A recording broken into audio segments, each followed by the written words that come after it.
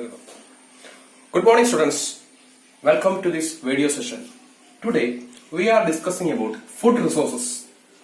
മനുഷ്യ ശരീരത്തിന്റെ വളർച്ചയ്ക്ക് ന്യൂട്രിയൻസ് ആവശ്യമാണ്. അതായത് മനുഷ്യ ശരീരം വളരണമെങ്കിൽ, ശരിയായ രീതിയിൽ വളരണമെങ്കിൽ നമുക്ക് പ്രോട്ടീൻസ് ആവശ്യമാണ്, കാർബോഹൈഡ്രേറ്റ്സ് ആവശ്യമാണ്, ഫാറ്റ്സ് ആവശ്യമാണ്, മിനറൽസ് ആവശ്യമാണ്, വേരിയസ് വൈറ്റമിൻസ് ആവശ്യമാണ്. അപ്പോൾ ഇതെല്ലാം ഉണ്ടെങ്കിൽ മാത്രമേ മനുഷ്യ ശരീരം ശരിയായ രീതിയിൽ വളരത്തുള്ളൂ. നമുക്ക് ചില വിറ്റാമിനുകൾ ശരിയായ രീതിയിൽ ലഭ്യമല്ലെങ്കിൽ നമുക്ക് പല രോഗങ്ങളും വരാൻ ചാൻസ് ഉണ്ട്. നിങ്ങൾ ചെറിയ ക്ലാസ്സിൽ പഠിച്ചിട്ടുണ്ട്, വൈറ്റമിൻ എ മതിയായ അളവിൽ നമുക്ക് കിട്ടിയില്ല എങ്കിൽ നിശാന്തത അഥവാ നൈറ്റ് ബ്ലൈൻഡ്നെസ് ബാധിക്കാൻ ചാൻസ് ഉണ്ട്. അതേപോലെ വൈറ്റമിൻ ബിയുടെ അഭാവത്തിൽ വരുന്ന രോഗമാണ് ബെറിബെറി. അതേപോലെ സിയുടെ അഭാവത്തിൽ വരുന്ന രോഗമാണ് സ്കർവി. അതുപോലെ ചില മലമ്പ്രദേശങ്ങളിൽ ജീവിക്കുന്ന ആൾക്കാർക്ക് അയഡിന്റെ കുറവ് വരും. ഓക്കെ, കാരണം നമുക്കറിയാം, നമ്മൾ ഇഷ്ടം പോലെ കടൽ മത്സ്യങ്ങൾ കഴിക്കുന്നു, അപ്പോൾ അതിൽ നിന്ന് നമുക്ക് അയഡിൻ കിട്ടും. അതുപോലെ തന്നെ ഉപ്പ് ഒരുപാട് ഉപയോഗിക്കുന്നുണ്ട്, അപ്പോൾ അയഡിൻ നമുക്കൊക്കെ കിട്ടും. പക്ഷെ ചില മലമ്പ്രദേശങ്ങളിൽ ജീവിക്കുന്ന ആൾക്കാർക്ക് അയഡിന്റെ അഭാവം വരാനുള്ള ചാൻസ് ഉണ്ട്. അങ്ങനെ വരുമ്പോൾ അയഡിന്റെ അഭാവത്തിൽ ഉണ്ടാകുന്ന രോഗമാണ് ഗോയിറ്റർ. അപ്പോൾ മനുഷ്യ ശരീരം ശരിയായ അളവിൽ വളരണമെങ്കിൽ പ്രോട്ടീൻസ് ആവശ്യമാണ്, കാർബോഹൈഡ്രേറ്റ്സ് ആവശ്യമാണ്, ഫാറ്റ്സ് ആവശ്യമാണ്, മിനറൽസ് ആവശ്യമാണ്, വേരിയസ് വൈറ്റമിൻസ് ആവശ്യമാണ്. നമുക്കിതെല്ലാം ലഭ്യമാകുന്നത് പ്രധാനമായിട്ടും അഗ്രികൾച്ചറൽ ക്രോപ്സിൽ നിന്നും, ഡൊമസ്റ്റിക് ആനിമൽസിൽ നിന്നും, അതുപോലെ മറൈൻ ലൈഫിൽ നിന്നുമാണ്. ഓക്കെ, പ്രധാനമായിട്ടും നമുക്ക് ഈ പ്രോട്ടീൻസും കാർബോഹൈഡ്രേറ്റ്സും ഫാറ്റ്സും മിനറൽസും എല്ലാം കിട്ടുന്നത് അഗ്രികൾച്ചറൽ ക്രോപ്സിൽ നിന്നും, ഡൊമസ്റ്റിക് ആനിമൽസിൽ നിന്നും, മറൈൻ ലൈഫിൽ നിന്നുമാണ്. ഈ അഗ്രികൾച്ചർ ക്രോപ്പ് എന്ന് പറയുമ്പോഴത്തേക്ക് പ്രധാനമായിട്ടും 20 വിളകളെയാണ് ഉദ്ദേശിക്കുന്നത്. 20 വിളകളിൽ നിന്നാണ് നമുക്ക് ശരിയായ ന്യൂട്രിയൻസ് കിട്ടുന്നത്. ആ 20 ക്രോപ്സ് എന്ന് പറയുന്നത് അതിനകത്ത് റൈസ് ഉണ്ട്, വീറ്റ് ഉണ്ട്, ബാർലി ഉണ്ട്, കോൺ ഉണ്ട്, പൊട്ടറ്റോ ഉണ്ട്, ബനാന ഉണ്ട്, കോക്കനട്ട് ഉണ്ട്. ഇങ്ങനെയുള്ള 20 ക്രോപ്സിൽ നിന്നാണ് നമുക്ക് ഈ പ്രധാനമായിട്ടും ഈ ന്യൂട്രിയൻസ് കിട്ടുന്നത്. അതുപോലെ നമ്മൾ ഈ ഡൊമസ്റ്റിക് ആനിമൽസിനെ നമ്മൾ ഡിപ്പെൻഡ് ചെയ്യും. നമ്മുടെ വീട്ടിൽ വളർത്തുന്ന കാറ്റില്, ഷീപ്പ് തുടങ്ങിയ ഡൊമസ്റ്റിക് ആനിമൽസിനെ ആശ്രയിക്കും. നമുക്കറിയാം, നമ്മളെല്ലാം ഇഷ്ടം പോലെ സീ ഫുഡ് കഴിക്കുന്ന ആൾക്കാരാണ്. അപ്പോൾ നമ്മൾ പ്രധാനമായിട്ടും ഈ പ്രോട്ടീനൊക്കെ വേണ്ടി നമ്മൾ പ്രധാനമായിട്ടും മറൈൻ ഹാബിറ്റാറ്റിൽ നിന്നും ഫ്രഷ് വാട്ടറിൽ നിന്നുള്ള സീ ഫുഡ്സും നമ്മൾ കഴിക്കാറുണ്ട്. ഇനി അക്വാ കൾച്ചർ എന്താണെന്ന് നമ്മൾ അറിയണം. അക്വാ കൾച്ചർ എന്ന് പറഞ്ഞാൽ production of food from marine habitat, sea and fresh water. Okay, അപ്പോൾ ഈ മത്സ്യം എന്ന് പറയുന്നത് പ്രോട്ടീൻ റിച്ച് ആണ്. അപ്പോൾ ഈ മറൈൻ പ്രോഡക്ട്സ് ലോകത്തിന് സംഭാവന ചെയ്യുന്നത് ഒരു വർഷം 70 മില്യൺ മെട്രിക് ടൺ പ്രോട്ടീനാണ്. 70 മില്യൺ മെട്രിക് ടൺ പ്രോട്ടീനാണ് ഈ മറൈൻ ഫുഡ്സ് ലോകത്തിന് സംഭാവന ചെയ്യുന്നത്. അപ്പോൾ പ്രോട്ടീൻ റിച്ച് ആയിട്ടുള്ള ഫുഡാണ് സീ ഫുഡ് എന്ന് പറയുന്നത്. അപ്പോൾ നമ്മൾ ഈ പ്രോട്ടീനും വേണ്ടി സീ ഫുഡ്സിനെ നമ്മൾ ഡിപ്പെൻഡ് ചെയ്യാറുണ്ട്. അതുപോലെ തന്നെ അഗ്രികൾച്ചർ ക്രോപ്പിനെ ഡിപ്പെൻഡ് ചെയ്യാറുണ്ട്. പ്രധാനമായിട്ടും 20 വിളകളിൽ നിന്നാണ് നമുക്ക് വേണ്ട ഈ കാർബോഹൈഡ്രേറ്റും ഫാറ്റ്സും ഈ പ്രോട്ടീനും മിനറൽസും നമുക്ക് കിട്ടുന്നത്. റൈസ്, വീറ്റ്, ബാർലി, കോൺ, പൊട്ടറ്റോ, ബനാന, കോക്കനട്ട്. ഇത് കൂടാതെ നമ്മൾ ഡൊമസ്റ്റിക് ആനിമൽസ് ആയ ഷീപ്പിന്റെയും കാറ്റിലിന്റെയും നമ്മൾ ന്യൂട്രിയൻസിന് വേണ്ടി ആശ്രയിക്കാറുണ്ട്. നിങ്ങൾക്കറിയാം, ലോകത്തെ പോപ്പുലേഷൻ എന്ന് പറയുന്നത് ഏകദേശം 750 കോടിയാണ്. 750 crores ആണ് വേൾഡ് പോപ്പുലേഷൻ. ഇന്നത്തെ കണക്കനുസരിച്ച് ഏകദേശം 750 കോടി, 750 crores. ലോകത്ത് ഏകദേശം 750 കോടി ആൾക്കാരുണ്ട്. ഇതിൽ 84 കോടിയും ഫുഡ് ഡിഫിഷ്യൻസി അനുഭവപ്പെടുന്ന ആൾക്കാരാണ്. ഫുഡ് ഷോർട്ടേജ് അനുഭവപ്പെടുന്ന ആൾക്കാരാണ് 84 കോടി. ഇനി 84 കോടി ഞാനിപ്പോൾ പറഞ്ഞു ഫുഡ് ഷോർട്ടേജ് നേരിടുന്ന ആൾക്കാരാണ്. അതിൽ 80 കോടിയും ഡെവലപ്പിംഗ് കൺട്രീസിൽ അല്ലെങ്കിൽ അണ്ടർ ഡെവലപ്ഡ് കൺട്രീസിലാണ്. ഓക്കെ, വികസന രാജ്യങ്ങളിലും ദരിദ്ര രാജ്യങ്ങളിലുമാണ് ഈ ഫുഡ് ഷോർട്ടേജ് അനുഭവപ്പെടുന്ന 84 കോടി ജനങ്ങളിൽ 80 കോടിയും വസിക്കുന്നത് ഈ ഡെവലപ്പിംഗ് കൺട്രീസിലും അതുപോലെ തന്നെ അണ്ടർ ഡെവലപ്ഡ് കൺട്രീസിലുമാണ്. ബാക്കി 4 കോടി മാത്രമേ ഡെവലപ്ഡ് കൺട്രീസിലുള്ളൂ.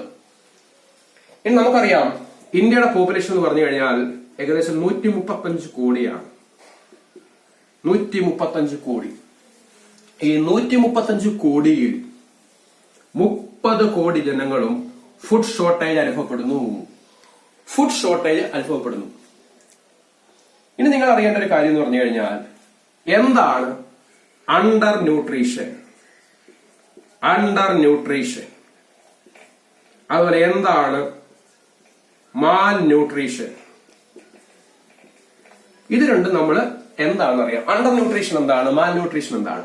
അണ്ടർ ന്യൂട്രീഷൻ എന്ന് പറയുമ്പോഴത്തേക്ക് ഏകദേശം നമുക്ക് ഒരു ദിവസം 2500 കാലറി എനർജി വേണം നമ്മൾ. അപ്പോൾ 2500 ആണ് ഏകദേശം നമുക്ക് വേണ്ട എനർജി. ഓക്കെ, പലപ്പോഴും നമ്മൾ കഴിക്കുന്ന ഫുഡിൽ നിന്ന് ഇത്ര എനർജി കിട്ടത്തില്ല. ഓക്കെ, അപ്പോൾ സ്വാഭാവികമായിട്ട് സംഭവിക്കുന്നത് നമുക്ക് ആക്റ്റീവായിട്ട് ജോലി എടുക്കാൻ കഴിയില്ല, നമുക്ക് എഫിഷ്യന്റ് ആയിട്ട് വർക്ക് ചെയ്യാൻ കഴിയത്തില്ല. നമുക്ക് ഫുഡിൽ നിന്ന് കിട്ടുന്ന എനർജി ഇതിനേക്കാളും ഒക്കെ വളരെ വളരെ കുറവായിരിക്കും. അപ്പോൾ ഇത്രയും കാലറി എനർജി നമുക്ക് ഫുഡിൽ നിന്ന് കിട്ടിയില്ല എങ്കിൽ നമുക്ക് ആക്റ്റീവായിട്ട് ഒരിക്കലും വർക്ക് ചെയ്യാൻ കഴിയത്തില്ല, നമുക്ക് എഫിഷ്യന്റ് ആയിട്ട് വർക്ക് ചെയ്യാൻ കഴിയത്തില്ല. അങ്ങനെ വരുന്നാൽ ആ അവസ്ഥയെ വിളിക്കുന്ന പേരാണ് അണ്ടർ ന്യൂട്രീഷൻ. ശരീരത്തിന് വേണ്ട എനർജിയുടെ അളവ് ലഭിക്കാതെ വരുമ്പോൾ നമുക്ക് ആക്റ്റീവായിട്ട് വർക്ക് ചെയ്യാതെ വരും. ആക്റ്റീവായിട്ട് നമുക്ക് വർക്ക് ചെയ്യാൻ കഴിയത്തില്ല. ആ കണ്ടീഷനെ വിളിക്കുന്ന പേരാണ് അണ്ടർ ന്യൂട്രീഷൻ. ഇനി മാൽ ന്യൂട്രീഷൻ എന്ന് പറഞ്ഞു കഴിഞ്ഞാൽ നമുക്ക് ലഭിക്കുന്ന, നമ്മൾ കൺസ്യൂം ചെയ്യുന്ന ഫുഡിൽ നിന്ന് നമുക്ക് വേണ്ടത്ര വൈറ്റമിൻസും മിനറൽസും ഒന്നും കിട്ടില്ല. നമ്മൾ എന്തൊക്കെയോ ഫുഡ് കഴിക്കുന്നു, പക്ഷേ നമ്മൾക്ക് ഒരിക്കലും നമുക്ക് വേണ്ട വൈറ്റമിൻസോ മിനറൽസോ ഒന്നും നമുക്ക് കിട്ടില്ല. അങ്ങനെ വന്നു കഴിഞ്ഞാൽ ഈ വൈറ്റമിൻസിന്റെ ഒക്കെ ഡിഫിഷ്യൻസി കൊണ്ട് നമുക്ക് ഒരുപാട് രോഗങ്ങൾ വരാം. ഓക്കെ, ബ്രെയിൻ ഡാമേജ് വരെ വരാം. അങ്ങനെ വന്നാൽ അതിനെ മാൽ ന്യൂട്രീഷൻ എന്ന് പറയും. ഓക്കെ, അപ്പോൾ മാൽ ന്യൂട്രീഷൻ എന്ന് പറഞ്ഞു കഴിഞ്ഞാൽ ഡിഫിഷ്യൻസി ഓഫ് വൈറ്റമിൻസ് എക്സെട്ര. നമ്മുടെ ശരീരത്തിന് ആവശ്യമുള്ള വൈറ്റമിൻസ് ഒന്നും നമ്മൾ കഴിക്കുന്ന ഫുഡിൽ നിന്ന് കിട്ടത്തില്ല. അങ്ങനെ വന്നാൽ ഒരുപാട് രോഗങ്ങൾ ഉണ്ടാകാനുള്ള ചാൻസ് ഉണ്ട്. ഓക്കെ, ഞാൻ നേരത്തെ പറഞ്ഞു അയഡിന്റെ അഭാവം മൂലം ഉണ്ടാകുന്ന രോഗമാണ് ഗോയിറ്റർ. അപ്പോൾ ഇതിനെ വിളിക്കുന്ന പേരാണ് മാൽ ന്യൂട്രീഷൻ എന്ന് പറയും. ഓക്കെ, അണ്ടർ ന്യൂട്രീഷൻ എന്ന് പറഞ്ഞു കഴിഞ്ഞാൽ നമ്മൾ കഴിക്കുന്ന ഫുഡിൽ നിന്ന് നമുക്ക് വേണ്ടത്ര കലോറി കിട്ടുന്നില്ല. ഏകദേശം 2500 കലോറിയാണ് ദിവസം നമുക്ക് ആവശ്യമുള്ളത്. പക്ഷെ അത്രയും കലോറി എനർജി നമുക്ക് ഒരിക്കലും നമ്മൾ കഴിക്കുന്ന ഫുഡിൽ നിന്ന് കിട്ടുന്നില്ല. അതാണ് അണ്ടർ ന്യൂട്രീഷൻ. മാൽ ന്യൂട്രീഷൻ എന്ന് പറഞ്ഞു കഴിഞ്ഞാൽ നമ്മൾ കഴിക്കുന്ന ഫുഡിൽ നിന്ന് വേണ്ടത്ര വൈറ്റമിൻസ് ഒന്നും കിട്ടത്തില്ല. അതുപോലെ നമ്മുടെ ശരീരത്തിന് ഒരുപാട് കുഴപ്പങ്ങളുണ്ടാവും. ഇനി ഈ ഡെവലപ്ഡ് കൺട്രീസ് നേരിടുന്ന ഒരു പ്രശ്നമാണ് ഓവർ ന്യൂട്രീഷൻ. ഈ ഓവർ ന്യൂട്രീഷൻ എന്ന് പറഞ്ഞാൽ നമ്മളെ എക്സസ് ഫുഡ് കഴിക്കും. ഓക്കെ, ഒരുപാട് പ്രോട്ടീൻ റിച്ച് ആയിട്ടുള്ളത്, ഒരുപാട് ഫാറ്റ് റിച്ച് ആയിട്ടുള്ള ഒരുപാട് ഫുഡ് കഴിക്കും. നമുക്കറിയാം ഈ ഡെവലപ്ഡ് കൺട്രീസിനകത്ത് ഒരുപാട് ആൾക്കാർ കഴിക്കുന്ന ഫുഡാണ് പിസ്സ, ചീസ്. ഇങ്ങനെയൊക്കെ കഴിച്ചു കഴിഞ്ഞാൽ നമ്മുടെ ശരീരത്തിൽ എക്സസ് ഫാറ്റ് വരും.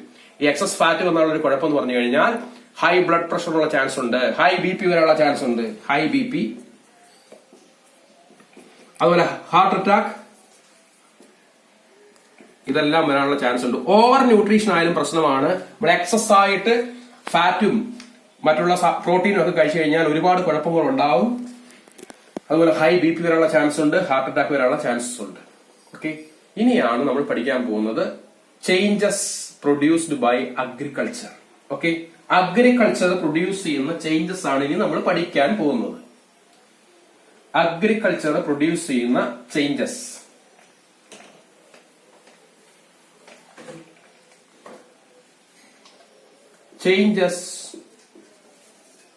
produced by agriculture. നമുക്കറിയാം ലോകത്തെ ഓൾഡ് ഇൻഡസ്ട്രി എന്ന് പറയുന്നതാണ് അഗ്രികൾച്ചർ. ലോകത്തിലെ ഏറ്റവും പഴക്കം ചെന്ന ഇൻഡസ്ട്രി ഏതാണെന്ന് ചോദിച്ചു കഴിഞ്ഞാൽ വേറെ ഒന്നുമല്ല, അഗ്രികൾച്ചർ ആണ്. ലോകത്തുള്ള ഞാൻ പറഞ്ഞ പോപ്പുലേഷൻ 750 crore ആണ്. അതിൽ 50% ആൾക്കാരും ഡിപ്പെൻഡ് ചെയ്യുന്നത് അഗ്രികൾച്ചറിനെയാണ്.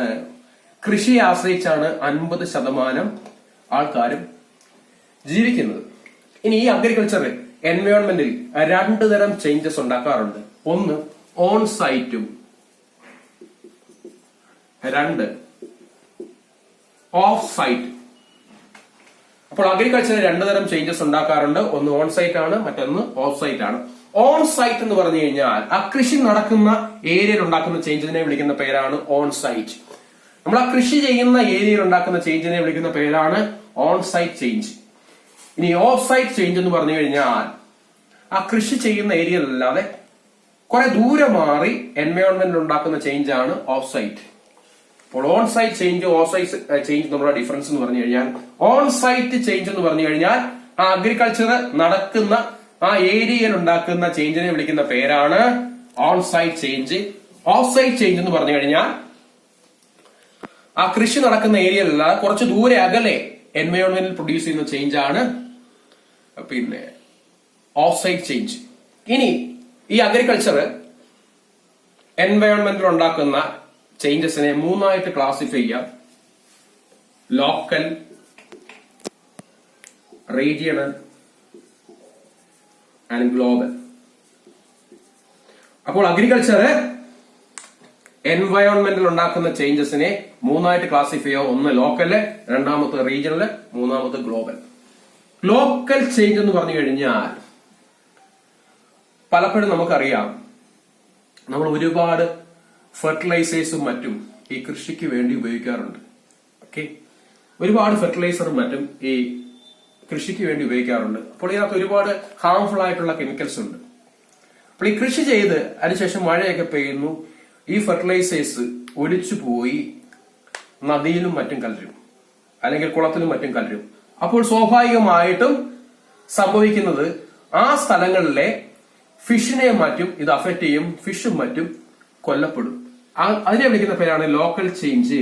ലോക്കൽ ചേഞ്ച് അതായത് നമ്മള് ലോക്കൽ ചേഞ്ച് എന്ന് പറഞ്ഞാൽ നമ്മള് ഈ കൃഷിക്ക് ഒരുപാട് ഫെർട്ടിലൈസർ ഉപയോഗിക്കുന്നുണ്ട്, അതിനകത്ത് ഒരുപാട് കെമിക്കൽസ് ഉണ്ട്.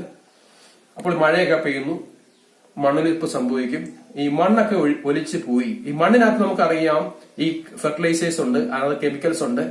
ഈ മഴ പെയ്യുമ്പോഴും മറ്റും ഈ മണ്ണുകളെ ഒലിച്ചു പോയി കൃഷിയിടത്തിൽ നിന്ന് നദികളിലും മറ്റും അല്ലെങ്കിൽ പുഴകളിലും മറ്റും കലരാറുണ്ട്.